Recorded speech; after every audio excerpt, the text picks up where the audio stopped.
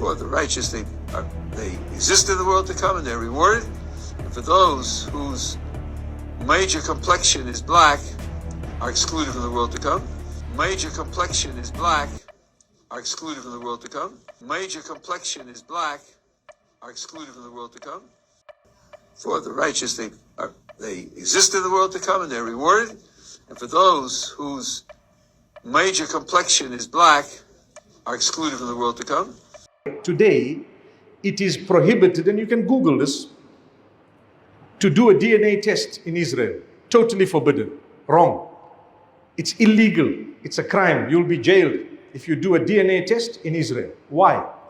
Because they know the truth will come out. You come from Poland, you come from Ukraine, you came from Europe, you came from everywhere else. And they were the original Middle Eastern Jews who lived together with the Muslims and the Christians for centuries. For centuries. So what happened to a lot of the Jews?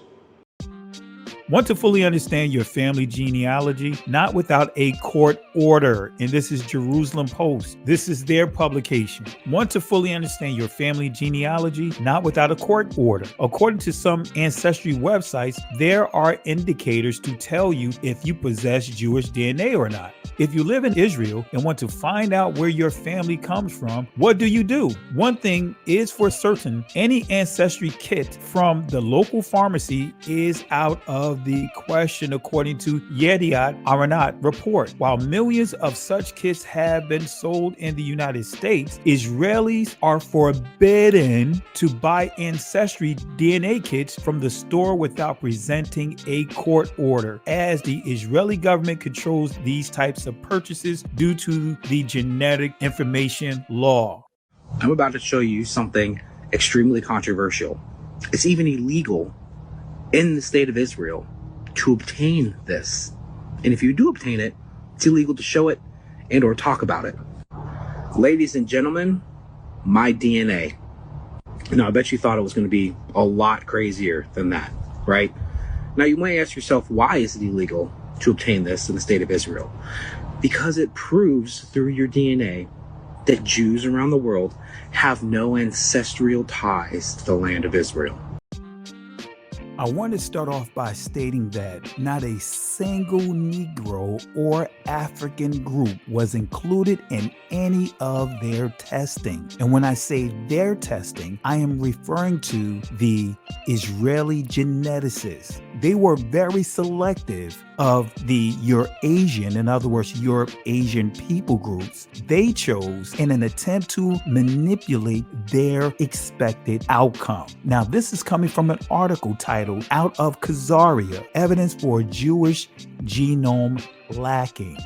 This is coming from Aaron Elhake, an Ashkenazi Jewish geneticist. It reads, Aaron Elhake, a geneticist at the Johns Hopkins School of Public Health, thinks so. In a recently published study in Genome Biology Evolution, he is calling for a rewrite of commonly held assumptions about Jewish ancestry. Instead of being primarily the descendants of the 12 tribes of Israel, present-day Jewish populations are, finds Elhake, primarily the children of a Turkish people who lived in what now is Russia, north of Georgia, east of Ukraine. This civilization, the Khazars, converted from tribal religions to Judaism between the 7th and 9th centuries. The controversy cut into Elhake's works runs deep. Far past the lab bench, among some circles, his conclusions are bound to be unpopular. This is the first scientific paper to prove the Khazarian hypothesis and reject the Rhineland hypothesis, he says, and with it about 40 years of research. Although his findings will not be welcome in all circles, Elhake's interest is more medical than political. All I want is to help my colleagues who are studying genetic disorder, he says. I hope this work will open up a new era in genetic studies where population stratification will be used more. Let's highlight another point of this article. Previous studies had For example, combine the question of similarity among and between Jewish populations and the question of ancestry and relatedness to non-Jewish populations. Elhake viewed these questions separately. Jewish communities are less homogeneous than is popularly thought, he says, with Jewish communities along the former Khazarian border showing the most heterogeneity. His second question centered on ancestry. When comparing Jewish communities to their non-Jewish neighbors, Caucasus or Levant, in other words, Middle Eastern populations, which is the closest to Jews. All Eurasian Jewish communities are closer to Caucasus populations, he writes, with Central European Jews closer to Italian non-Jews as the exception. Not one of the 8 evaluated Jewish populations were closer to Levant populations. Let me read that again. Not one of the 8 evaluated Jewish populations were closer to Levant populations. So I want to say this again. Not a single Negro or African group was included in any of their testing. And again, when I say their testing, I am referring to the Israeli geneticists. They were very selective of the Eurasian people groups they chose in an attempt to manipulate or control or dictate their expected output. Here's another line of bullshit that I've seen banging around the crankiest parts of the internet, or the most anti-Semitic parts of the internet, saying that no, Ashkenazi Jews, they're not Jews. They are genetically derived from a nation that was formed sometime in, I think it's 700 or 800 AD in kind of the central part of what is today Russia. Show me the science. Show me the proof. If you can't, then just go away. But I understand you won't. I know you won't, because nobody ever does. All they do is say, I saw it on the internet, it's got to be true. But, okay, show me. First, let me, when you see Ashkenazi Jews sharing high similarity to Romanians and Hungarians, this is because both of these populations were offshoots of the Khazars. They were both founded by these members of the Caucasus who ruled this area of north of the Black Sea, where we have South Russia nowadays, between the 7th and 13th centuries. Very powerful empire. They converted to Judaism in the 8th century, and they sent offshoots to Eastern Europe. And we still some Ashkenazi Jews are mapped to this region of Ukraine. They're not all mapped to Ashkenaz. Most of them are, but some of them are mapped to Ukraine, and we can see very nicely some kind of migration route using GPS. In an interview that Benaya Israel and myself did with Ashkenazi Jewish geneticist Aaron Elhake, I asked him to explain genetic distances. Now, before I play that clip of him explaining and answering my question, I want to just give you a little understanding about genetic distances. This is coming from a book titled The Origin of Ashkenazi Jewry. And I want to encourage you guys, if you want to get kind of like a crash course on the history of the Ashkenazi Jewish community, I encourage you guys to purchase this book. So again, the book is titled The Origin of Ashkenazi Jewry. Now we're going to focus on genetic distances. It reads, a large part of the study was devoted to the determination of genetic distances between the different populations. Through this method, genetic markers from different Jewish populations are compared. The smaller the relationship, the more differences in DNA may have arisen. Such differences are called distances. 75 Caucasian, in other words, white populations based on 9 markers. The genetic distance analysis showed that East European Jews were closest to the inhabitants of Thrace, the region shared by Bulgaria, Greece, and Turkey.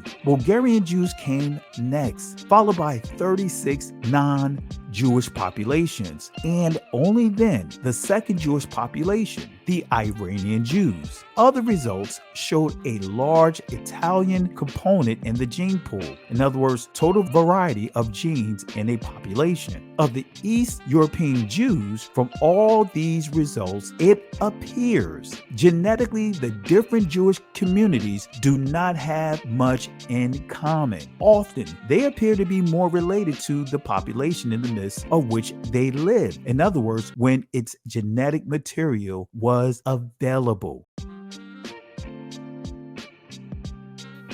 The second question you asked was genetic drift. Genetic drift is when we have these mutations that are by chance, that are random, and they accumulate over time. Now, the more time passes, the more of these mutations accumulate. And if a tribe moves from one place to another, two things can happen. They can maintain marriage within that tribe, in which case they will preserve the original signature of the first tribe that they left, and allows us to make connection between these two. The second thing, they can start mixing with the local environment, like almost always happens, and then they will for a while show a mixed signature, and then depends on the level of mixture, they will start moving toward the hosting tribe. But if we're looking at the first strategy, if they maintain marriage within the tribe, over very, very long time, they will not be identical to the original tribe anymore because of this accumulation of random mutations that only happen in this tribe, but not in the original tribe. It happened in the original tribe too, but different random process. So they're not going to be identical. And over time, they're just going to be split. Now, the extension of these splits depends on how much time has passed. And that's genetic drift. Now, in the populations that we're talking about, Ashkenazi Jews, that we're looking at 1,000 years, that's not enough time for random drift to create completely separate things. However, you mentioned it, and that's very good because it's a chance to refute another myth. Random drift has been used to explain why Ashkenazi Jews are different. When you compare them to the Palestinians, they don't look like Palestinians. When you compare them to English, they don't look like English. So they said, oh yeah, they because they married each other, random drift took its shot and created this unicorn. That's not true. They're just not being compared to the right populations where they came out. If you compare them to the population we mentioned, these Southern Europeans, Turkish populations, you will see much higher similarity. Genetic drift does not act so quickly. Yeah. Did I answer your question? Oh, absolutely. Absolutely. Because when I did some research on it, it was according to the numbers and basically that formula that was laid out, it can take anywhere from 2,000 to 4,000 years for that, I guess, whatever that mutation to become a permanent marker. So yeah, you answered the question, and the other question was about the Kohanim. Because that for me didn't really make sense. If all the sons share the same father, how can one son, why mutation be different, especially from the other brothers? So I just had a question on that as well. Exactly. First, if I may say, it's an absolute pleasure to talk to you. You're on top of the fields, and I take great pleasure in discussing with you and answering your questions. Let's say that you're on the beach and you see people with bathing suits. Some are red, some are yellow, some are white, some are purple with red stripes. You're going to ask all these people, who are you guys? How come you're the only one with purple and red stripes and everybody else are, plain colors? They're like, we're from this city, Beersheba. That's where I am. We all shop at the same store. They're the only one who has it. Like, how interesting. Let me take your DNA. You're going to take their DNA. You're going to also sample the other bathing suits. Other bathing suits are from all over Israel, okay? We have only one Mediterranean Sea. Everybody are going there. They're going to come from everywhere. The people who are wearing the purple and red striped suit will be much more similar to each other than all the other ones, just because the cities in Beersheba are sort of organized by ethnicity, sort of. And then you're going to come up and say, hey, look, the orange and red stripes bathing suit wearers have all common origin. Some ancestors who probably invented this bathing suit. How exciting. This is exactly how the Levite study was done. And with the beach example, I was not exaggerating. They went to the beach and they sampled people with that surnames. They once again compare it to English. They saw that all the people with the Levite do not share the same DNA. They don't. Third of them did. They decided that those thirds must represent the Levite because they all share. That does not mean that. That means they all have some kind of common origin. Perhaps we can agree on that. But it does not mean they all have one Levite. And what about the other ones? You have 66% of the people who do not match. But this majority of evidence was dismissed in favor of the much cooler and much small sample size, things that happen unfortunately often in science. And then the whole Levite legend was born. I'm white. I'm white. Unseasoned. A Caucasian. Caucasian. Caucasian.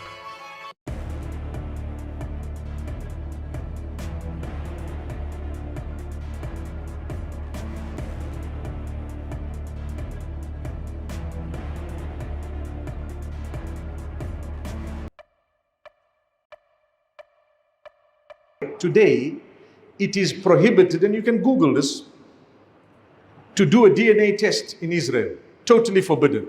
Wrong. It's illegal. It's a crime. You'll be jailed if you do a DNA test in Israel. Why? So when did the Jewish community become a race? Let me ask that again. When did the Jewish community become a race? Is a Jew or Jewish a race? This is coming from a Jewish publication called The Forward. And this is an article they wrote back in 2017. The title of this article is, Can 23andMe tell us if Jews are a race? And is that a good thing?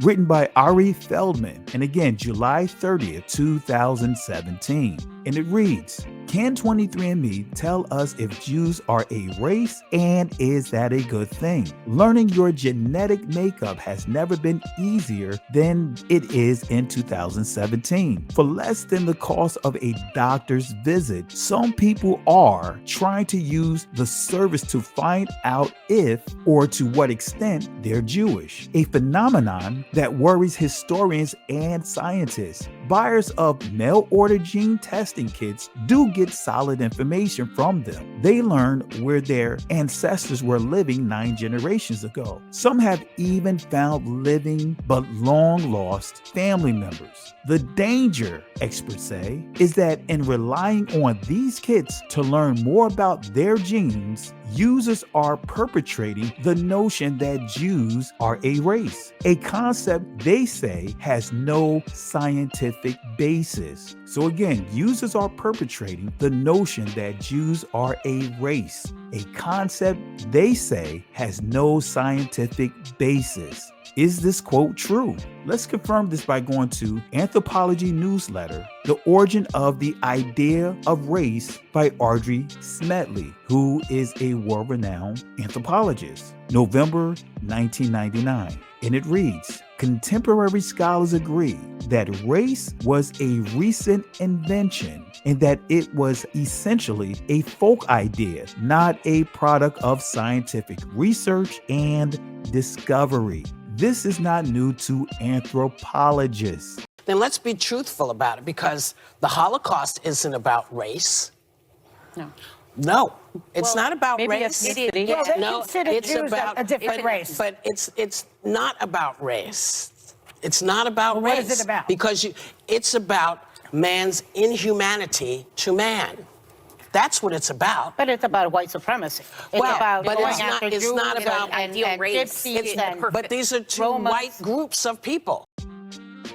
So let's go back to The Forward. Can 23andMe tell us if Jews are a race? And is that a good thing? It reads, the idea of race has historically slotted humans into a handful of categories: Asian, African, white, etc. But research has shown that there can be as much genetic differences within these races as between them. And experts say the notion that one skin tone and facial features alone can predict social behavior is plain wrong. It's really important for all of us to resist the attempt to revive this discredited notion that race is a biological category rather than a political and social category, said Marcy Darnovsky, director of the Center for Genetics and Society, a not-for-profit scientific ethics group. Now, these are some of the examples that this article posted of Ashkenazi Jews who used 23andMe to confirm their ethnicity, to confirm what race they belong to. This is a post by Jonathan Paul. Mine came back and basically told me I am extremely white, minus a bit of Ashkenazi Jewish heritage, which is kind of dope because Gal Gadot, and that's the actress who played Wonder Woman. And here's another example they used by Abigail Jaffe. It says, I am 98% Ashkenazi, says 23andMe, and 99.7% European. That is white. And someone responded to her from within the Ashkenazi community, posted this. I am Ashkenazi Jew, and I'm most definitely not a person of color. Never thought I'd have to clear that up, but then they post a link to blogs.timesofisrael.com, which is another Jewish publication. This article made an attempt to say that the Ashkenazi Jewish community, they are a people of color. And then they highlighted actors and actresses and famous people from within that community. They photoshopped, in other words, they toned down their appearance to make them appear to be people of color. I'll post a link inside the description box. So again, resist the attempt to revive this discredited notion that race is a biological category rather than a political and social category. So let's skip down to another part of this article. It reads, Ashkenazi Jews often find themselves in the peculiar situation of being 90% Ashkenazi Jewish and 99% European. Sephardic Jews may be told they are mostly Middle Eastern and North African and less than 10% Ashkenazi. Stuart Schaufman, a travel writer and blogger who writes under the name, and I'm not going to pronounce the full name because of the vulgarity, but Broke Blank Stewart, said he brought a kid from 23andMe because even though his family insists they're exclusively Jewish, he thought there was a possibility that he has some non-Jewish ancestry. I was curious because you never know, said Schaufman. Family stories are just stories. Schaufman, who learned that he is 99.8% Ashkenazi Jewish, said the test hasn't made much of a difference on his sense of Jewish identity. Judaism really informed who I am and my values and my worldview, Schaufman said. 23andMe hasn't made me more or less Jewy at all. I'm just Jewy. Does having Jewish DNA determine your Jewish status? Great question. The answer is your Judaism is determined by your mother. If your mom's Jewish, you're Jewish according to traditional Judaism. Now, you could have a very high count of Jewish DNA, and that's awesome. That means you're connected to the Jewish people, but it doesn't necessarily mean you're Jewish. Don't forget, there are people that convert to Judaism and they have zero DNA and they're 100% Jewish. Judaism really informed who I am and my values and my worldview, Schaufman said. 23andMe hasn't made me more or less Jewy at all. I'm just Jewy. However, Schaufman added he's Jewy and white, while other Jews, Sephardic Jews, Ethiopian Jews, can't claim that distinction. He's an ethnic minority, but a white one nonetheless. I get all the benefits of white privilege, he acknowledged. And again, this is why DNA testing is forbidden in Israel. This is why an assertive effort by the Israeli community to have 23andMe remove the Khazarian connection to the Ashkenazi Jews.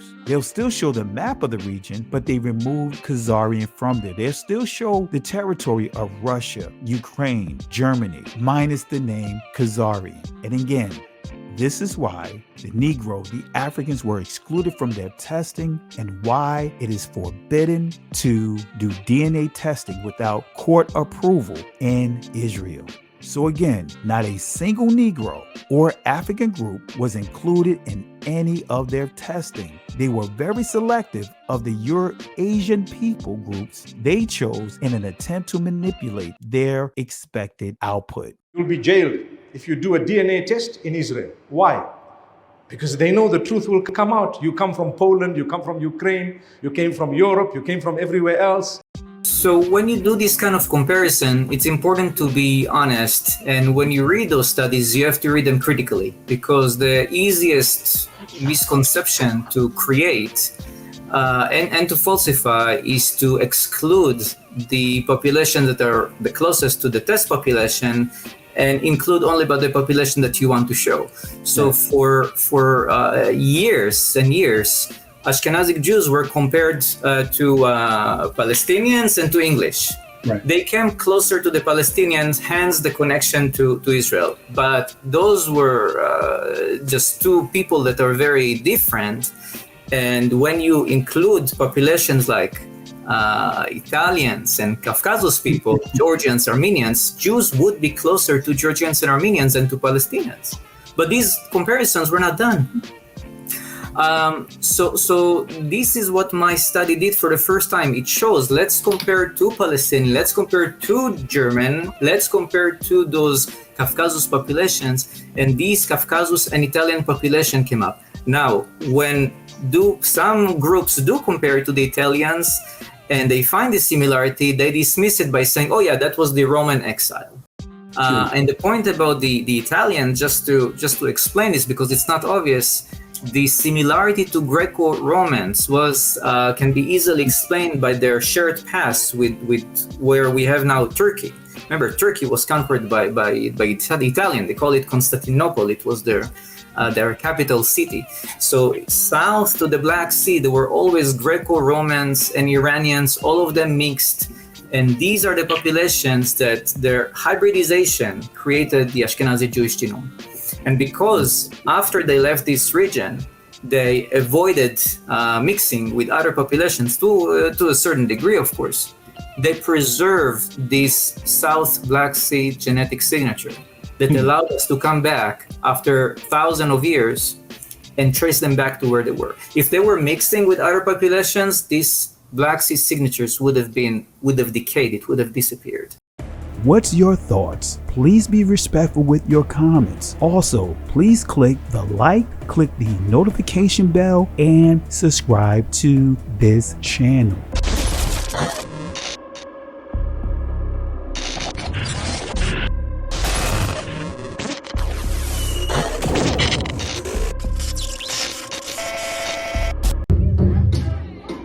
Listen, Genesis chapter 11 verse 10. Explains the genealogy of Shem. Shem was a black man in Africa. If you repeat this back, Genesis 14 verse 13, Abraham steps on the scene. Being a descendant of Shem, which is a fact, means Abraham too was black. Abraham, born in the city of a black man, called Nimrod, grandson of Ham. Ham had 4 sons. One was named Canaan. Here, let me do some explaining. Abraham, Isaac was Jacob had 12 sons, for real, and these were the children of Israel.